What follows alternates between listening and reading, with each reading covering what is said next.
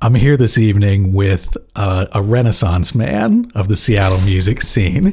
He's an audio engineer by trade. He's a road warrior for hire, but he's also a singer-songwriter with a brand new record out and a band. The band is called Sea Salt, and this gentleman is Kurt Roy. Kurt, glad to see you again. Hey.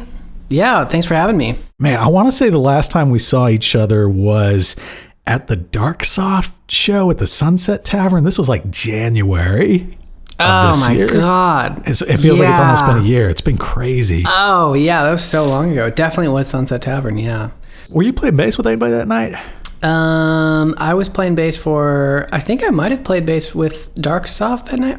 That's what I was trying to remember. I was like, okay, yeah. Well, yeah, I do think so. Yeah, I was playing bass, I do believe, at that time. Probably. The beginning of the year was so, like, I cannot remember anything past, like, before March. It's just all a blur in my brain. I think I was playing bass there. Or we played a show, or I think Sea Salt might have played a show at the Sunset Tavern with some other bands. And yeah, it's just so blurry. I can't even remember. But either way, I haven't seen you in like 11 months. So, yeah, I mean, now, because we'd run into each other here and there around town. But I mean, man, like, how have you been surviving 2020? This right there, that's how I've been surviving. For those of you that are on audio only, you just put up, what are you drinking tonight? I was going to say. In celebration of being on the pod, I bought a $10 bottle of Michelle Brut Rose sparkling wine.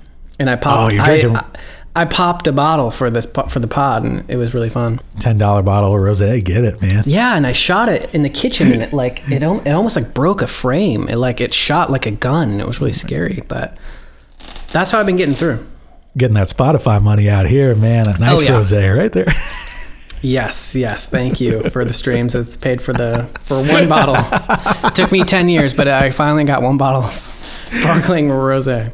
Have you seen the debate that's been going on with everybody like sharing their Spotify Wraps on like the social media, and then it's which is like cool, and I mean I did it too, but then it's like musicians that like you're friends with or in your thread all just come out of the woodwork like, man, Spotify's so messed up, and they don't they don't pay, or they pay like shit, which I get it too, but at the same time it's like, dude, these are the people that are listening, like don't shit on them. I thought I was the only one that was thinking that, because like it's so confusing because like Spotify is messed up, and like they don't pay their artist as much as they should, but on the other hand it's like, what else are we gonna do at this point? And so it's just push and pull of like, I hate Spotify but checking my music out on Spotify. It's like this push and pull, like pre-save it on Spotify but fuck it, like it's back and forth, and it's crazy. So it's just like it kind of cancels out for me. It's like I hate it, but then I use it, and it's like, whatever.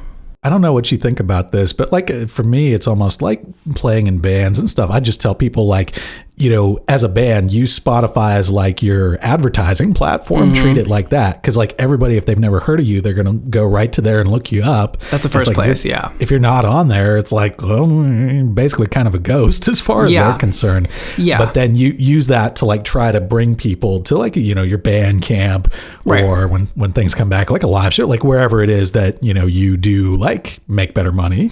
Use it as like the bait to get people in. Yeah, it's kind of like when you like, if you like in like 2007, if it's like you don't have a MySpace, it's like, oh, you don't have a MySpace. It's kind of like, oh, well, like that's, I mean, you can still do stuff, but like it's kind of cool, man. You don't have a MySpace. That's kind of weird. But it's kind of used. You just use it as like because that is the first place that people are gonna search is Spotify. They're not gonna like. They're not going to go on like Bing.com and type in your band. They're going to go into Spotify and like type in your band. It is kind of like a search engine for music in that way these days, for better or worse. I mean, it's the first place I go if I like have a dumb band name. I'm like, oh, that'd be a cool band name. And then the first place I go is on Spotify, and I type in like Q-tip fangs or something, like just like, there's a 5 and there's one in the UK and one in the other states. So I guess I can make the band, like whatever. But it is cool though too, because I mean you're like you, for instance, as a musician, like you're putting this record out, this Sea Salt record is like the culmination of like what 3, 5, 8 years. Like, how long have you been working on this thing, man? It's got to be exciting to finally have it like out, man. Yeah, it's terrifying. It's like super scary. I went through my phone today and I was looking at like, because I wanted to find out like what was the first day, like when did I actually start to write the album, and when that was, I didn't even like know I was writing an album. It was like, when was the first time where I wrote the first song that's, you know, on the album? And it was like October 2017 or something, September 7th 2017. So yeah, it's been a really long time. And so, I mean, in the projects, I mean, Sea Salt's been a thing since like 2009, and this is like the first like album. So it's just a lot of pressure because, you know, it's like, it's just an album that I made, but it kind of feels like this is it. Like this is your first like introduction into the world of being somebody that plays music. So it's confusing and scary at the same time.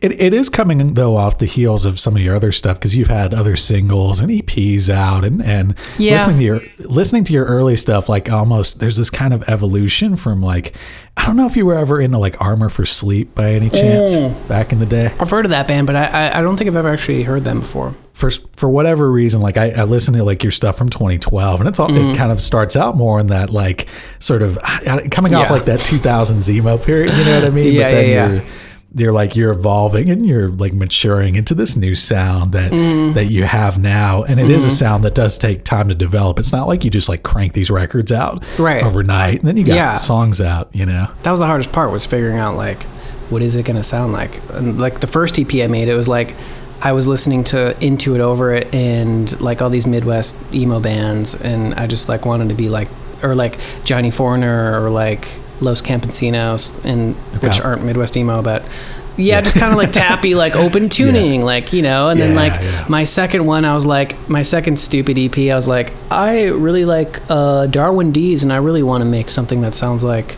the drums or like Darwin D's, and it turned out like the worst thing I've ever made in my life. So like I really wanted to make something that was like focusing on the sound. I want to like spend the majority in the beginning thinking about the sound, and that was the hardest part. It was just like figuring out, how do you do the drums, how do you do the guitars, how do you do like that, you know, because it's not just like a sound is hard. You can't read a book about like a sound or like a style.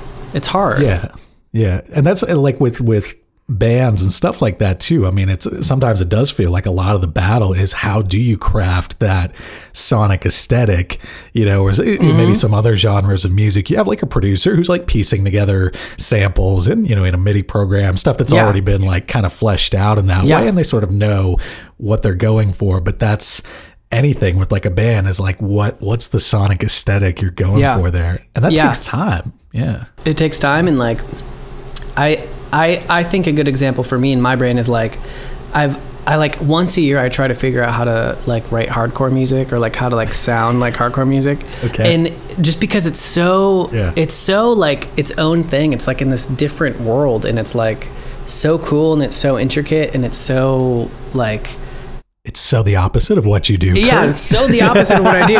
And so like once a year I'll sit down and I'll be like, I'll Google like how to like tuning for hardcore music, and then I'll be like hardcore music amp sims, you know, and like download some like amp sim because I don't have like a high gain amp or whatever, and like I just try to like figure out how they even like create, not talking songwriting, not talking like verse chorus, just how do you even sound that way? And it's really interesting. And so it's like props to any band that can like have any sort of like sound, even if it's been done before, just like any sort of sound. It's like, it's hard to do. It's hard to like put yourself even in a category sometimes. It's fun when you can invent that though, because then it's almost like you've opened yourself up, even just to doing a realm of like cover songs or something like that, and flipping something in a completely new way, just based on like, okay, you have a band with a very distinguished sound. Now you can take anything and kind of put it into that realm once you get that, but it's still like this struggle to kind of like get there sometimes and whittle down what that is. Yeah, like I said, like there's nobody's like telling you like nobody has that friend that's like, hey dude, how do I like do like metal music, or like how do I do like ska? Like there's nobody that's gonna like tell you step by step how to do it. You kind of just gotta like walk your way through it and like mess up a billion times and figure it out on your own. But that's really abstract. That's kind of abstract, but yeah, it's something that has always been on my mind, is like, how do you even sound like something? Like, what do you do? It's hard. This is a fun thing for me to watch with you too, because I just feel like, you know, and like you have a history with music too. I mean, you've played for other bands. You've kind of like, again, done the Road Warrior thing with different groups and stuff. But Sea Salt, for me, is like that's you like really standing on your own 2 feet as a, you know, as an artist in that way, and being kind of the creative visionary, you know. I always like wanted to I don't know. In that realm, it's like, I feel like if I were more open to collaboration, like everything would go a lot faster with my music. And like, this is the only reason it took 3 years, is because like I am so like selfish and like full of myself, where I'm like, I need to write like all the guitar parts, all the bass parts, all the, like, and then I gotta like edit it, and like maybe I'll even mix it too. But like it was hard for me to send it to somebody to mix, and like it's just like the process would have been easier if I would have been a little bit more open to like collaboration with other people, like my band. But it's just the way it is, because in my brain I always kind of like want to own it. Like it's my, like, if I move to a different city, like that's the only thing that I have is my band, you know. So I don't know. There is a grass is greener aspect there though too, because I will say, like for Blade Palace, for instance, I feel like we're the opposite of that, where everything is like so committee oriented at every step in the decision process. They're like, that can take a while too. That can take a while too. Yeah, because like you gotta, because like, then that's even more of like a social thing, where it's like you gotta. Every like, little thing has to have like, you know, a clearance and a bureaucracy to it too, almost, and stuff like that. Whereas, you know, when you're like the head honcho or whatever, you can kind of just like make a decision like that. Yep, and you got to be like, well, that idea was cool, but maybe we should try it. You got to like, you know, you got to kind of like walk around people's ideas and like, that was good, man, it was better than last time, but we should really try it like this. And it's just that whole social thing, which is great and it's fun. Yeah, it's just like a different genre of like, of how people write music. And I don't know, I've just never had a good history with that. I wish I could change that about myself, but it's just not. For me, music, like when I write music, it's like, this is my music, my songs, my lyrics, and my, you know, everything else. And maybe one day I'll get in a band and I'll collaborate to the point where it's like, hey, I just wrote the guitar part, or I just wrote the drum part, or I just wrote, but so far it hasn't really happened. We'll see. Well, I mean, it's, you know, you do what you do and you put it out there, and when you have a very strong motivation and, you know, strong reasons behind what you do, you know, sometimes that's all you can do is put it all together and put the vision together and take as much time as you need to make that happen. And I mean, it's exciting, you know, it's got to be exciting for you for it to be out now, you know, the culmination of all the work and everything that went into it. Yeah, it's crazy. Like I'm getting like daily, like I got my record in the mail. So it's wild. So like Friday is the digital, like everybody's gonna get it. But so for the past like week or two, people have been getting like the pre-order vinyls, and like people have just been getting their, like, I've been seeing the album in people's houses this week, and like it's just crazy. Like seeing it spinning on somebody's record player is wild to me right now. It's really crazy. Where do people go if they want to order the new vinyl, by the way, because you're doing this all yourself? I am doing it by myself.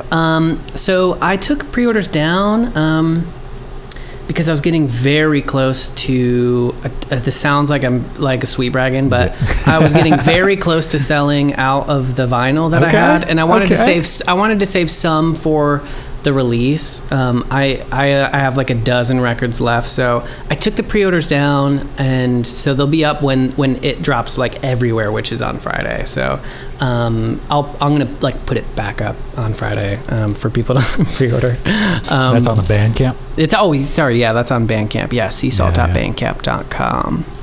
is where it is. I've got masks. I'm throwing in masks with the records, and I'm throwing in, sign of the times, man.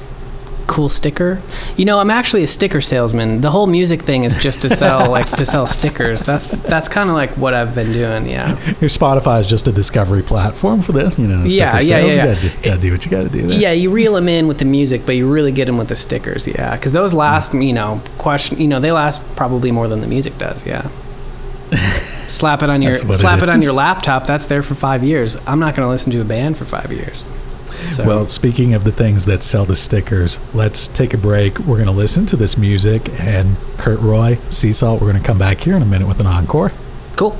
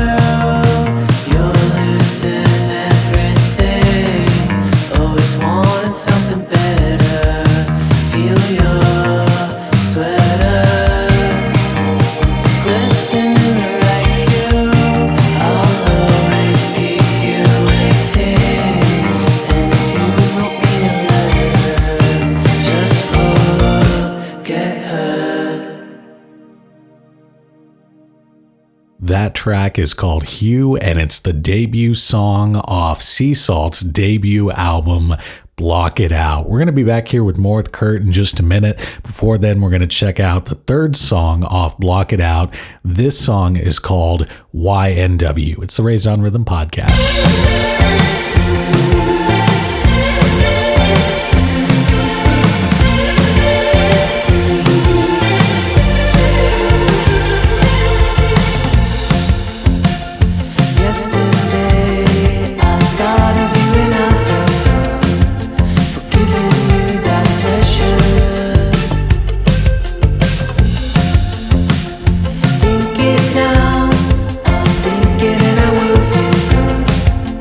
Things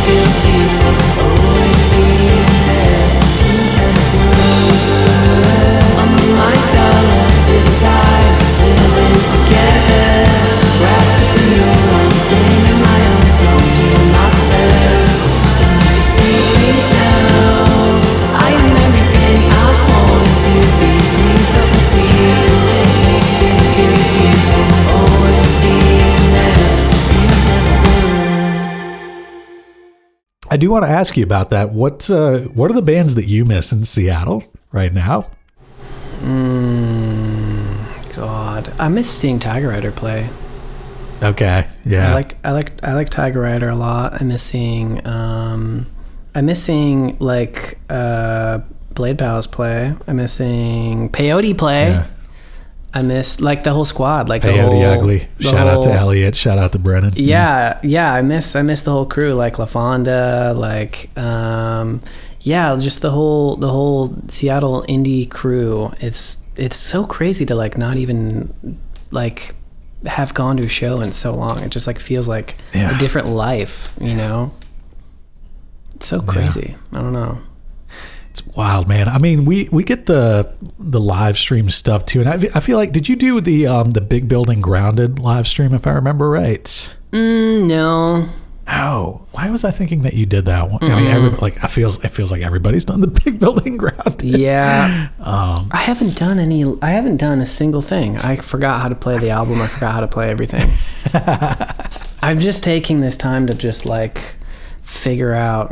I don't know what I'm doing. Everybody's doing all this cool stuff, and I'm just like, my album's coming out one day, and like I haven't done anything like else. So it's kind of I don't know, one day. But yeah, I didn't do the big building stuff, but they have been doing. Yeah, it's crazy. They've been doing all those live streams, and they're really cool. Like it's great that they like stepped up and like did that, and it's cool that they're like a resource for bands, and you know all the other live streams that have been happening since March. It's cool to see people step up and like support people that are doing music.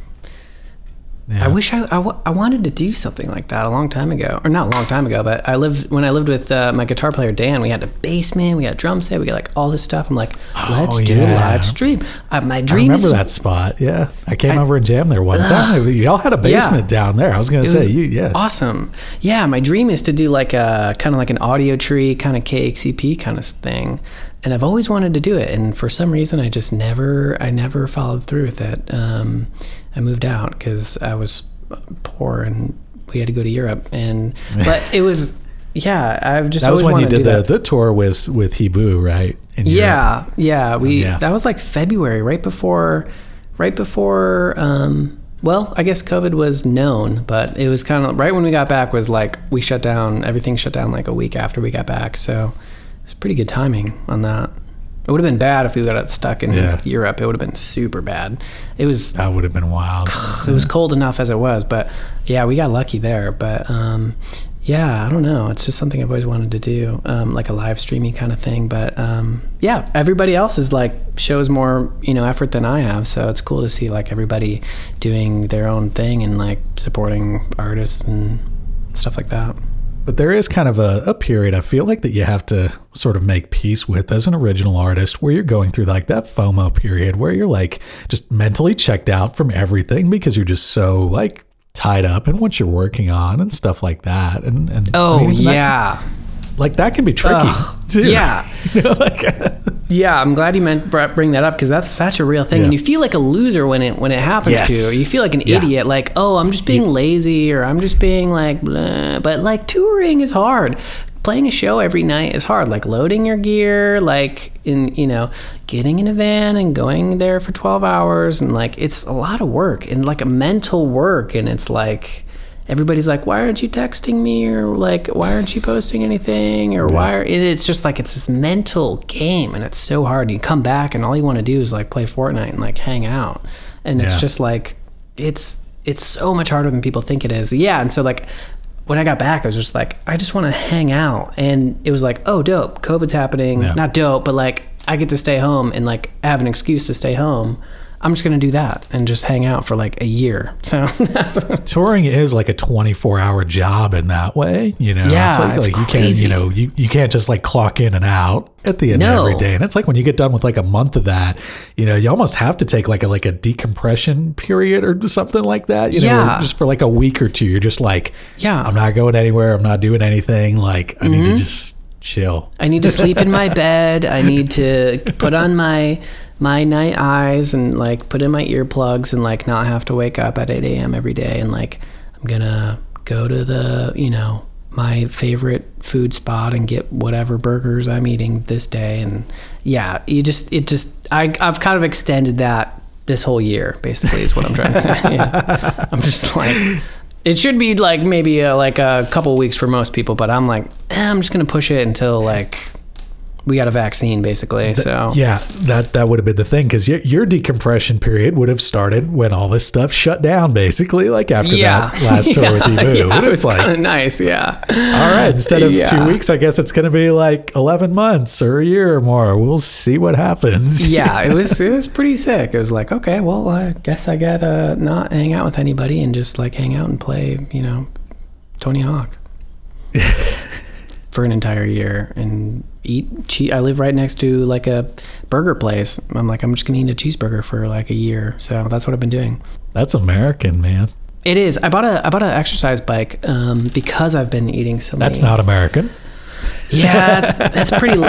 It's pretty liberal. It's pretty like, yeah, those libs. Yeah.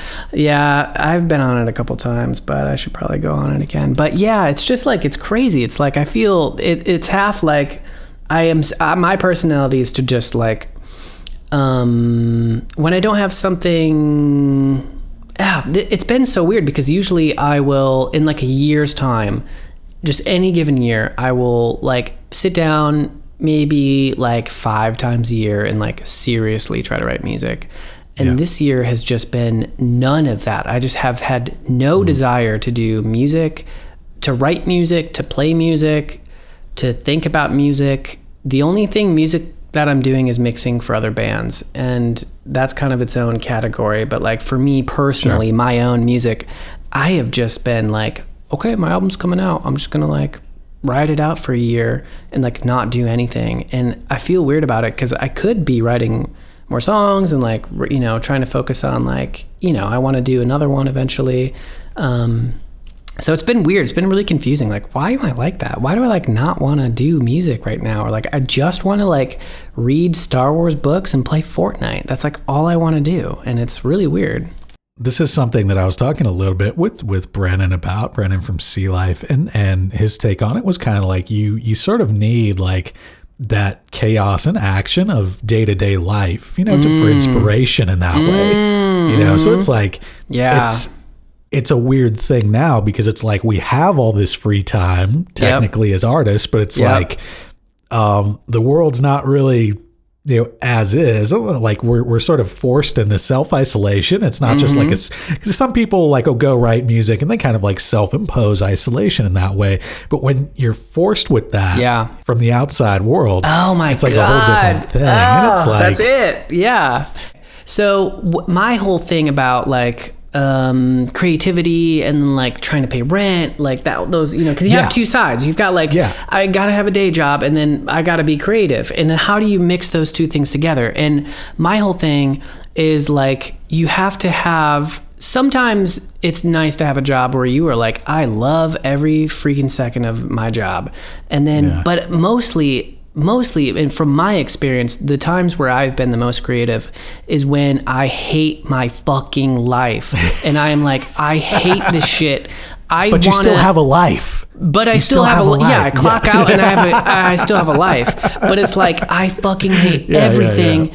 And I'm going to do whatever I can to get out of here. And I think that is the thing that some people like, and everybody's different, but for me, it's like, it's sometimes having that like friction of your day job life can create some really cool stuff in like creatively and musically. Because if you like are like loving life and you're like playing guitar all day at your store and like you're like loving life and you're like talking to people and you're making all these connections and then you go home and it's like, well, I just did that all day. I'm just gonna like go and on the internet. But when you like go to your factory job and you're building cars all day and you go home and you're like, I need an outlet. I need something to like. I need to like put this song that I've had in my mind, or I need to like put this creativity somewhere. And so I think for some people, me included, that's where it can be sometimes. That's where the creativity can like really live, is in that like, I hate my life. I hate my 9 to 5. I hate everything. That's a big motivator to like make a big change. And there is a stability factor to that too. Yeah, it's like when that you're, too. That too. I mean, for real, it's Forgot like, about that part. Yeah, because it's like, it's one thing to like have that bandwidth at the end of the day, but it's like, okay, it's like I hate my job, but at least I know my rent's going to get paid, so I don't have to like, I could just sit here for 4 hours writing music and not feel like, should I be like trying to sort that situation out? Or when you don't have a job, and you're like, now all of a sudden your bandwidth gets consumed by like, oh shit, how am I going to like survive tomorrow? Like, you know, you lose creative bandwidth that. Yeah, that is so perfect because like, because okay, I was like doing delivery for a long time. Like I was unemployed. I remember. I was like, hey Nate, like how, you know, and I was like driving around Seattle and I was like, this is going to be awesome. I can wake up whenever I want and I just can just like deliver food and I can make as much money as I want.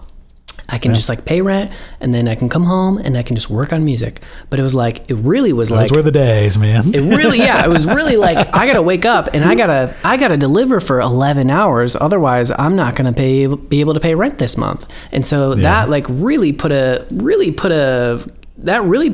I was in the worst place personally, mentally, that time in my life was the worst point of my life. And so I realized stability in terms of like, let's say you take a cushy job somewhere, that can sometimes be better than like grinding and like selling stuff on Etsy and just like grinding and like doing your shit. Cause like, I don't know, when you sell stuff that you love doing, when you do that all the time, it becomes a job and it just sometimes can ruin it for some people. Yeah. And especially when you're not like making a ton of money at it either. I mean, like a lot of Etsy sellers are already kind of on the margins or nothing like that. Like, you know. Like there's a point in my life when I was like, I was selling Pokemon cards and mixing music for a living in Chicago. And I like, that was my first hustle when I was like 13, dude. Yeah. I was like 22. And I was selling Pokemon cards and I was like on eBay and I was like, I was like recording bands and I was like, this is it. I'm like working at this big studio. I'm like, you know, I'm like big shot. Like I'm assistant engineer. Like I'm thinking I'm the coolest person ever. And then I don't know, it just kind of sucked. Yeah. And it just like, it wasn't what I thought it was. But now it's like, I don't know. I don't want to go super into it, but I mean, I have a job and I like, it's not related to music in any way. And I kind of wish it was, but I don't have to worry about like, how am I going to pay for my vinyl or how am I going to pay for like a photo shoot or how am I going to pay for it? Just I'm mixing or mastering or like, so it takes that for me personally, some of that stuff, it just takes a load off my brain and I'm like, I can be creative when I get home. When you get out of a job like that too, it's like, you know, that has like, I've noticed that too. Like when I've had jobs that have had like nothing to do with the industry, it's like you get off from that and it's like, I have all my bandwidth available for like whatever project is I'm working on. Yep. Yeah. You just plug in. Yeah. Like I've had other like professional gigs, you know, as a drummer and stuff like that too. And then it's like, well, I just got done playing drums for 3 hours with this thing. All right. You ready to play drums for another 4 hours? Like, you know, in your original band, whatever, something like that. And I'm like, God damn it. Yeah. Like, And then, and then that makes it confusing too. Cause like if you are doing like, let's say you are a musician and you're doing like cover bands and then you have like a real band, it makes it confusing of where you're placing your creativity because like if I'm doing something that I really love doing but I'm doing like 40% of it to make money, like where's the zone where you are your true best and you're putting out your best shit basically, you know, like, or like I'm a photographer and I do weddings because that makes me money, but my true passion is doing like studio portraits, but I have to do wedding photography 80% of the time. And it's so it makes it confusing of like where you're doing what you love, quote unquote love, but like where is your focus? What aspect of the thing you love is the thing that is like makes you want to do it? And I think when you start to do that a lot, your passion for a living and to make money all the time, it can get kind of confusing and blurry. Somebody said, like, if success is getting everything you want, happiness is actually wanting everything that you get. You know? Yeah, it's so crazy how that works. Like, I wish somebody would have told me, like, hey, it's okay. It's okay to but have a job. you're just living your life, and you figure that out and you see what works for you, and you just got to go for it. Yeah. I'm banking on just like inventing something that I can 3D print on my I'm plugging my 3D printer right here. My 3D printer, which is the coolest thing I've ever bought ever. It's $300. That is one of your side projects. I want to say that you got going is like the 3D printing stuff, man. Like I've been seeing it on Instagram and stuff. Like it's cool, man. It is so stupid, but it's so fun. It's like I bought this thing for like $300, and I can literally, I'm looking at like a for all you non-podcast listeners, I printed a Pokeball. I just like went and I printed off a Pokeball. I just made it. I just printed it on my printer and I spray painted it and I made it. So it's like I can make anything I want. Anything that you can think of, I can just print for free. It's awesome. You're onto something with that, man. I am onto something. I just got to think of something that's going to make me a millionaire one day. Yeah, I don't know, but yeah, it's this year's just been like crazy, just like working. Maybe I think of some cool invention or like some crazy side project. I got an album coming out. It's just been like so wild. I think, man, you don't sell yourself short on your content, like your videos and your Instagram stuff.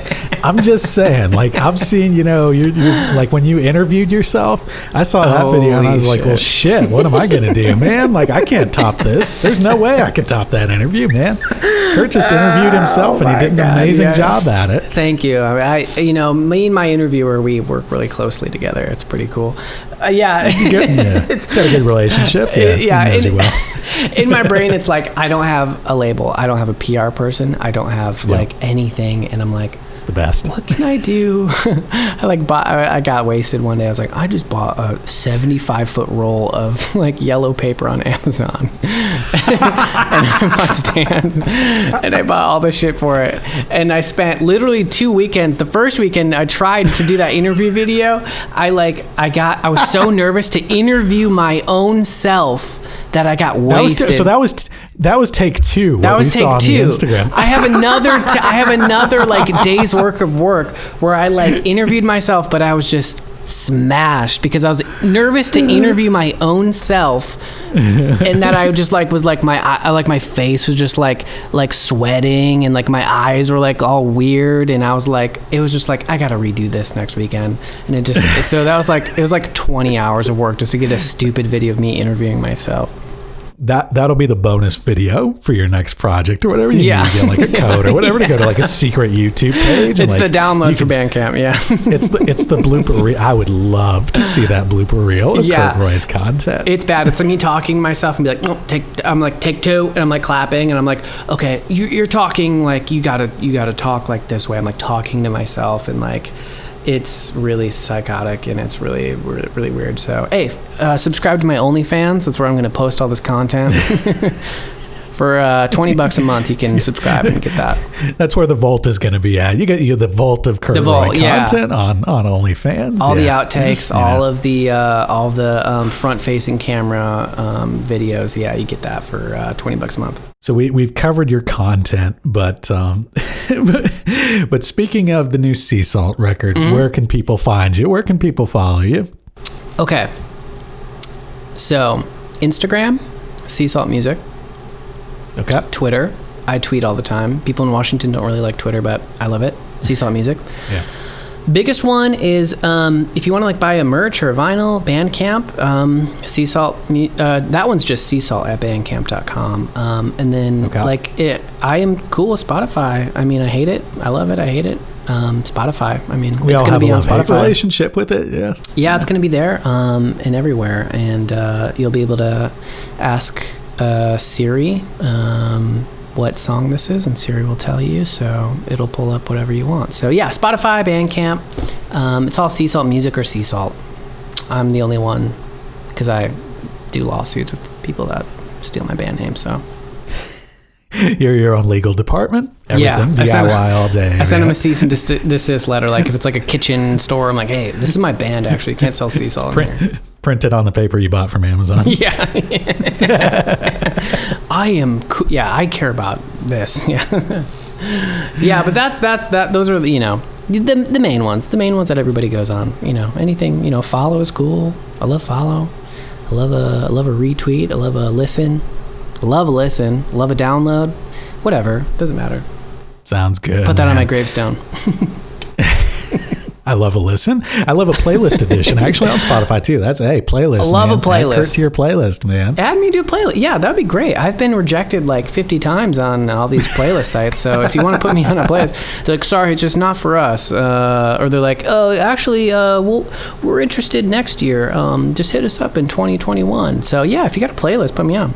You have had some singles that were added to playlist though, wasn't there at least one that was on there? Because I feel like you got a bunch of streams on one of them. Yeah, the first single I put out, Frames, that one did okay for just like, this is my first song, like, you know. Okay. It did okay. I did some grinding, some begging, that kind of thing.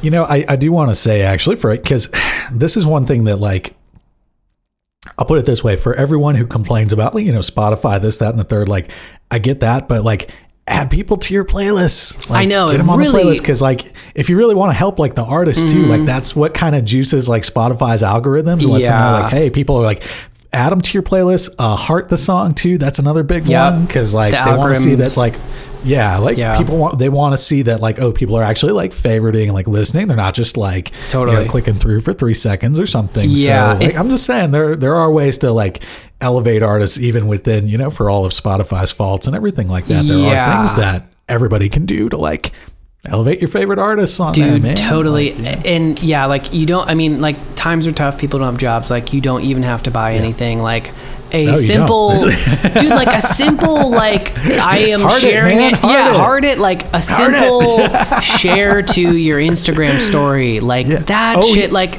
that shit is cool. And that shit like helps. Like, yeah, if you've got a stupid playlist that like 5 of your friends follow, like that's all, it all is cool. So like any sort of interaction is super helpful. Yeah. And like, you don't have to buy my album. Yeah, it's, you know, I feel like as an artist, I mean, you're not, you know, we can sort out the revenue stuff a little later. For right now, let's just get people listening. Yeah, let's just get it. Let's just get it in your ears. Yeah, like if you like it, then just a simple reshare, retweet, whatever. Yeah, I'll worry about the royalty rates when I'm like Paul McCartney or somebody like that. Yeah, like, I already worried about it, and this is what it got me. This bubbly wine.